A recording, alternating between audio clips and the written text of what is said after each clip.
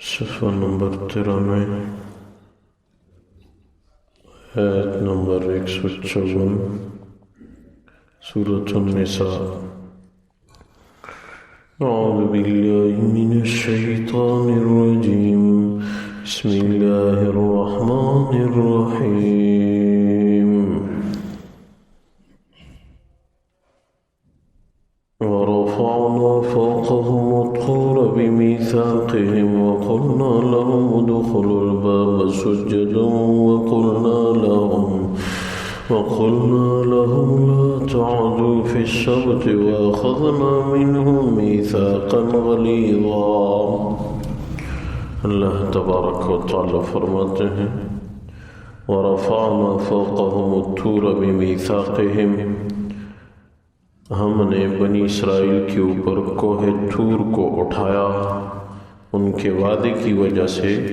وَقُلْنَا لَهُمُ ادْخُلُوا الْبَابَ سُجَّدًا، اور ہم نے ان سے فرمایا کہ ایلیہ شہر کے دروازے میں سر جھکا کے داخل ہوں۔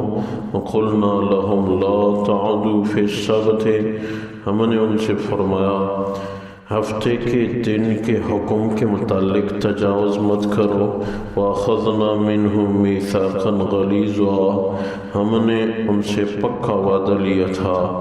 فَبِمَا نَقْضِهِمْ مِيثَاقَهُمْ وَكُفْرِهِمْ بِآيَاتِ اللَّهِ، اس وجہ سے کہ انہوں نے وعدے کو توڑ ڈالا اور اللہ کی آیات سے انکار کیا۔ وَقَتْلِهِمُ الْأَنْبِيَاءَ بِغَيْرِ حَقٍّ، اور انہوں نے انبیاء کرام کو بغیر حق کے سمجھتے ہوئے قتل کیا۔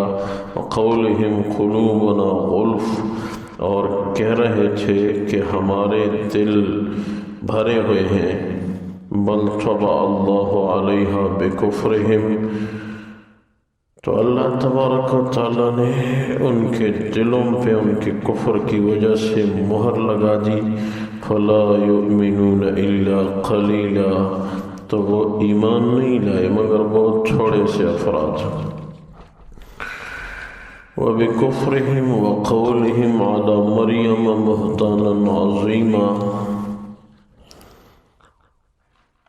اور ان کے انکار کی وجہ سے اور اس وجہ سے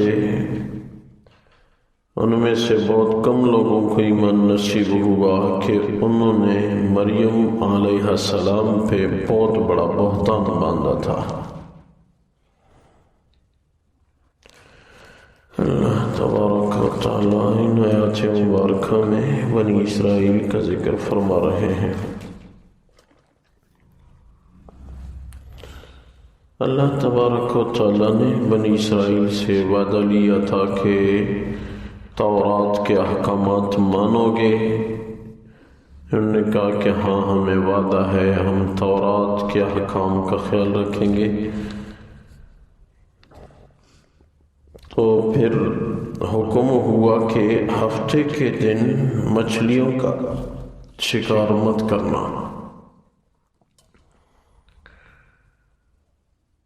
تو اللہ کی عجیب شان ہے کہ ہفتے کے دن مچھلیاں کثرت سے آتی تھیں،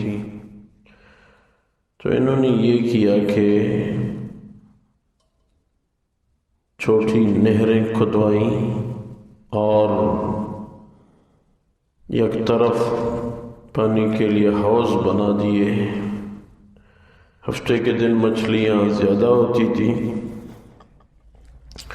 امتحان ہوتا تھا، تو وہ ہفتے کے دن چھوٹے نہروں کے ذریعے وہ حوضوں میں مچھلیوں کو لے جاتے اور پھر اتوار پیر کو شکار کرتے۔ کہنے لگتے کہ ہم نے تو ہفتے کے دن شکار نہیں کیا، ہیلا نکالا۔ اللہ کو یہ بات پسند نہیں آئی، تو اللہ تبارک و تعالیٰ نے احکامات کی خلاف ورزی کی وجہ سے ان پہ کوہ طور اٹھایا اور فرمایا کہ یہ پہاڑ تمہارے اوپر فرشتے گرا دیتے ہیں، آپ لوگ تورات کے احکامات مانو گے کہ نہیں؟ تو انہوں نے وعدہ کیا کہ ہم مانیں گے، لیکن پھر بھی اپنے وعدے سے مکر گئے۔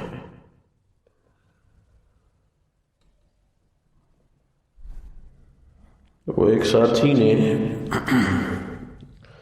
یہاں سوال کیا تھا کہ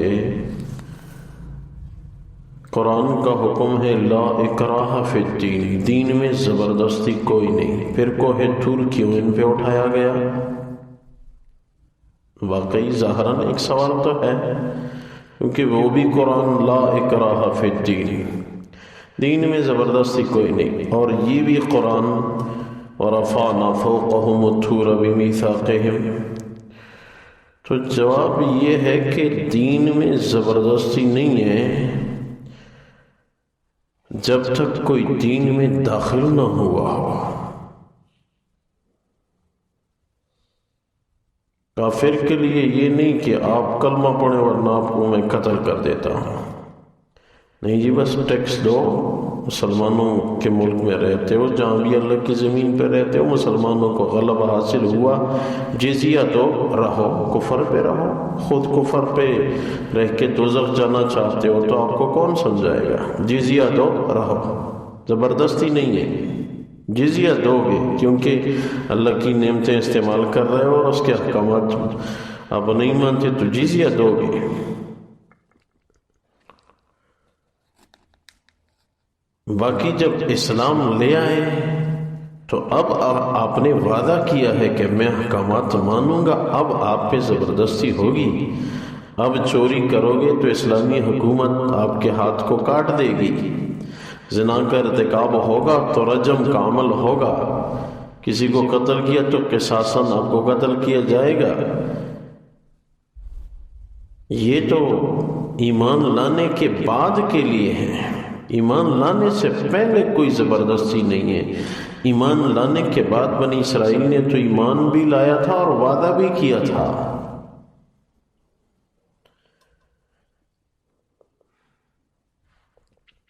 اور ان کے متعلق منقول ہے کہ انہوں نے بہت سارے انبیاء کرام کو یہ سمجھتے ہوئے کہ ہم ناحق ہیں پھر بھی انبیاء کرام کو قتل کرتے تھے، اور ساتھ یہ کہ پھر جب عیسیٰ علیہ السلام پیدا ہوئے تو انہوں نے مریم علیہ السلام پہ بہت بڑا بہتان باندھا کہ یہ زانیہ عورت ہے، ان کا کہیں نکاح نہیں ہوا تو کیسے ان کا بچہ پیدا ہو گیا؟ لیکن اللہ تبارک و تعالیٰ نے ان کی برات ذکر فرمائی، اور عیسیٰ علیہ السلام نے بچپن میں چھوٹے تھے، لیٹے ہوئے تھے، اور اس نے کہا کہ انی عبد اللہ آتانی الکتاب وجعلنی نبیا، میں اللہ کا بندہ ہوں اور مجھے کتاب ملے گی اور میں نبی ہوں، لیکن پھر بھی انہوں نے نہیں مانا۔ عیسیٰ علیہ السلام بڑے درجے کے نبی تھے، اپنے دور میں انجیل پہ عمل کرنا بالکل برحق تھا، اب وہ دین منسوخ ہو چکا ہے۔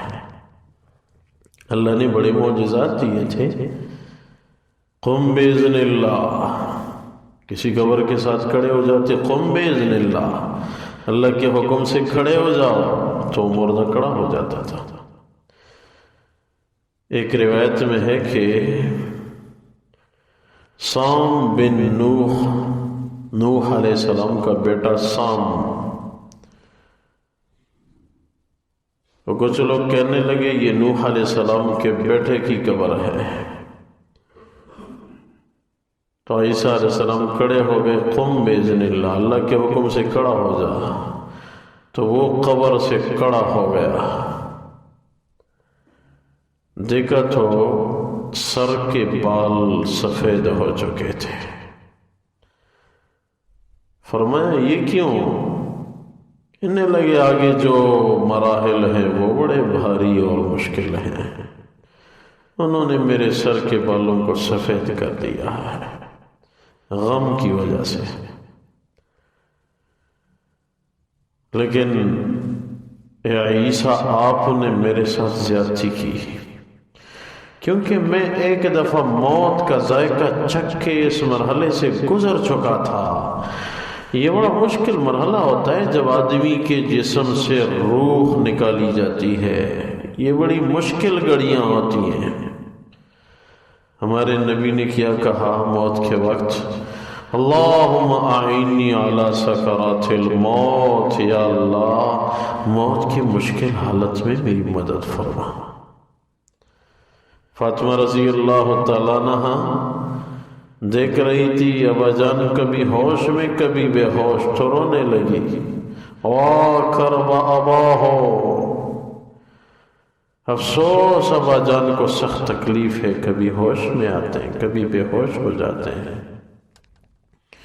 حضور اقدس صلی اللہ علیہ وسلم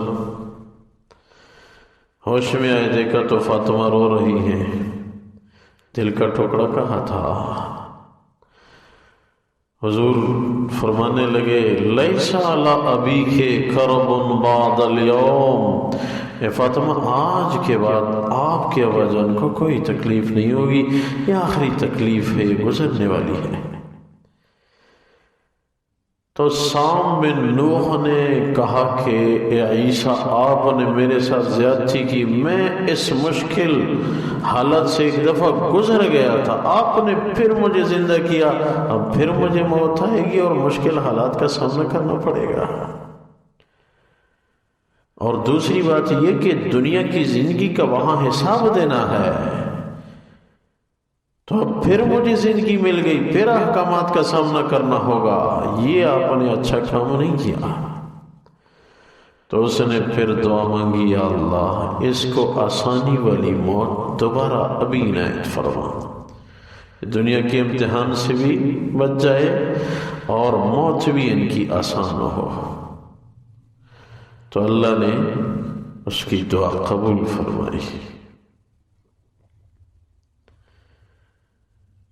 اور واقعی اگر غور کیا جائے تو اس مرحلے سے گزرنا تو ضرور ہے،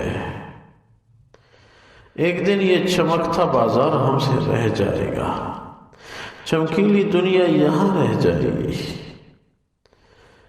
بس وہاں قبر ہے اور یہ انسان ہے، اعمال ہو تو بڑی خوشیاں، بہت بڑی خوشیاں۔ یہ مٹی کا ڈھیر تو نہیں ہے، یہ تو اندر جنت ہے۔ لیکن اللہ نہ کرے اگر کچھ اعمال نہ ہو تو پھر سخت مشکلات کا سامنا ضرور ہے۔ ہم سب مسافر ہیں، اپنے آپ کو مسافر سمجھنا چاہیے۔ بنی اسرائیل نے کیا کہا؟ ہفتے کے دن تجاوز بھی کیا اور پھر کہنے لگے قلوبنا غلف، ہمارے دل تو سمجھ سے بھرے ہوئے ہیں، اسی وجہ سے وہ محروم ہو گئے۔ اپنے آپ کو سمجھدار کہنا، یہ سمجھدار کبھی بھی نہیں ہو سکتا۔ اپنے آپ کو سمجھدار کہنے والا کبھی بھی سمجھدار نہیں ہو سکتا۔ ہاں، ہمارے نبی نے جس کو سمجھدار کہا ہے تو وہی آدمی زیادہ سمجھدار ہے جس نے موت کی زیادہ تیاری کی، وہ سب سے زیادہ سمجھدار ہے۔ تو سمجھنا چاہیے کہ میرا فائدہ کس میں ہے۔ یہ جہان تو آج نہیں تو کل نہیں تو پرسوں، نہ ہو تو ہفتہ مہینہ رہ جانے والا ہے اور رہ جائے گا۔ اس لیے تیاری کی ضرورت ہے کہ اللہ جاؤں گا تو ویسے بھی جا رہا ہوں۔ ہم سب مسافر ہیں اور پلیٹ فارم پہ ہیں، انتظار میں ہیں کہ کب بلائے گا۔ تو یہ زندگی ایسی گزر جائے کہ وہ ہمارے ساتھی عالم دین ہیں، وہ کہنے لگے کہ زندگی گزار رمضان کی طرح تو موت آئے گی عید کے چاند کی طرح۔ زندگی گزار رمضان کی طرح عبادت میں پورے سال، اور پھر موت آئے گی عید کے چاند کی طرح موت آئے گی، خوشی ہی خوشی ہوگی۔ اللہ ہم سب کو نصیب فرمائے۔ اللہ تبارک و تعالی فرماتے ہیں وَرَفَعْنَا فَوْقَهُمُ الطُّورَ بِمِيثَاقِهِمْ، اللہ فرماتے ہیں ہم نے ان پہ کوہ طور کو ان کے وعدے کی وجہ سے اٹھایا، وَقُلْنَا لَهُمُ ادْخُلُوا الْبَابَ سُجَّدًا وَقُلْنَا لَهُمْ لَا تَعْدُوا فِي السَّبْتِ، ہم نے ان سے فرمایا کہ ایلیا شہر کے دروازے میں سر جھکا کے داخل ہو، اللہ کا حکم ہے، اور ہم نے ان سے فرمایا ہفتے کے دن تجاوز مت کرو، وَأَخَذْنَا مِنْهُمْ مِيثَاقًا غَلِيظًا، ہم نے ان سے پکا وعدہ لیا تھا، فَبِمَا نَقْضِهِمْ مِيثَاقَهُمْ وَكُفْرِهِمْ بِآيَاتِ اللَّهِ، تو اس وجہ سے کہ انہوں نے وعدے کو توڑا اور اللہ کی آیات کا انکار کیا، وَقَتْلِهِمُ الْأَنْبِيَاءَ بِغَيْرِ حق، اور انبیاء کرام کو ناحق سمجھتے ہوئے قتل کیا، وَقَوْلِهِمْ قُلُوبُنَا غُلْفٌ، اور یہ وجہ کہ وہ کہہ رہے تھے کہ ہمارے دل سمجھ سے بھرے ہوئے ہیں، وَالْطَبَعَ اللَّهُ عَلَيْهَا بِكُفْرِهِمْ فَلَا يُؤْمِنُونَ إِلَّا قَلِيلًا، تو اللہ تبارک و تعالیٰ نے ان کے کفر کی وجہ سے ان کے دلوں پہ مہر لگوایا اور انہوں نے ایمان نہیں لیا مگر وہ تھوڑے سے افراد نے، وَبِكُفْرِهِمْ وَقَوْلِهِمْ عَلَى مَرْيَمَ بُهْتَانًا عَظِيمًا، اس وجہ سے ان کو ایمان اکثر نصیب نہیں ہوا کہ وہ کفر کرنے لگے اور مریم علیہ السلام پہ بہت بڑا بہتان باندھا انہوں نے۔ یا اللہ کرم فرما، رحم فرما، فضل فرما، ہم سب کو اپنا تعلق نصیب فرما، عاجزی والی عبادت والی زندگی عنایت فرما، آپ کے احکامات کا خیال رکھنے کی توفیق عنایت فرما، موت کے مراحل آسان فرما، اپنا فضل فرمایا اللہ، ہماری کتنی زندگی رہ گئی آپ کو علم ہے، ہمیں تو علم نہیں، یا اللہ نیک اعمال کی توفیق نصیب فرما، یا اللہ ہمارے اعمال ادنا ہیں اپنے فضل سے قبول فرما، یا اللہ آخری خاتمہ بالخیر ہم سب کو نصیب فرما، وفوض امری الی اللہ ان اللہ بصیر بالعباد برحمتک و کرمک یا ارحم۔